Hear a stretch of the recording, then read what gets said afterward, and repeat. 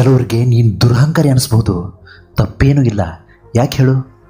ಅವ್ರು ಹೇಳಿದ್ದನ್ನೆಲ್ಲ ನೀನು ಒಪ್ಪೋದಿಲ್ಲ, ಅದಕ್ಕೆ ನಿನ್ನ ಕಂಡ್ರೆ ಅವ್ರಿಗಾಗೋದಿಲ್ಲ. ನಿನ್ನತನ ಯಾವತ್ತೂ ಮಾರಾಟಕ್ಕಿಲ್ಲ ಅನ್ನೋದು ಅವ್ರಿಗೆ ಗೊತ್ತೇ ಇಲ್ಲ.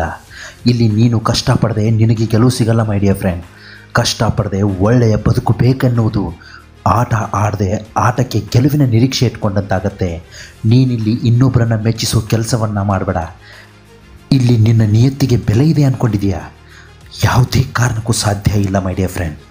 ಒಂದು ವೇಳೆ ನಿನ್ನ ನಿಯತ್ತಿಗೆ ಬೆಲೆ ಸಿಗೋ ಹಾಗಿದ್ದರೆ ಇಂದು ನಾಯಿ ಕೂಡ ಕೋಟ್ಯಾಧಿಪತಿಯಾಗಿ ಮೆರಿತಾಯಿತು.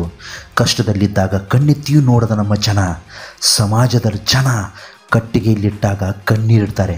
ಇಂತಹ ಜನಗಳ ಮುಂದೆ ನೀನು ಗೆಲ್ಲಬೇಕು. ನಿನ್ನ ಗುರಿಯನ್ನು ನೀನು ತಲುಪಬೇಕು. ನೀನು ಯಾವತ್ತೂ ಕೂಡ ಟಾಪ್ನಲ್ಲೇ ಇರಬೇಕು. ಇಂದು ನಿನ್ನನ್ನು ಆಡಿಕೊಂಡು ನಗುವ ಜನ ನಾಳೆ ನಿನ್ನ ನೋಡಿದರೆ ಚಪ್ಪಾಳೆ ಹೊಡಿಬೇಕು. ಅಂತಹ ಕೆಲಸ ನಿನ್ನಿಂದ ಹೊರಬೀಳಬೇಕು. ಮಾತಿಗೆ ಎಲ್ಲರೂ ಹೇಳ್ತಾರೆ ಗೆಳೆಯ, ದುಡ್ಡಿಗಿಂತ ಮನುಷ್ಯರಿಗೆ ಬೆಲೆ ಜಾಸ್ತಿ ಅಂತ.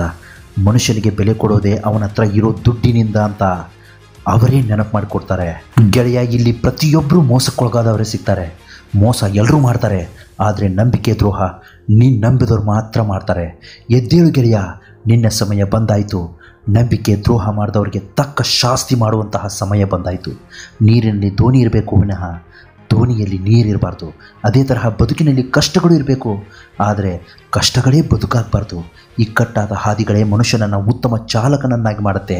ಅದೇ ಕಷ್ಟದ ಹಾದಿಗಳು ಮನುಷ್ಯನನ್ನು ಸಮಾಜದಲ್ಲಿ ಒಬ್ಬ ಉತ್ತಮ ವ್ಯಕ್ತಿಯನ್ನಾಗಿ ಮಾಡುತ್ತೆ.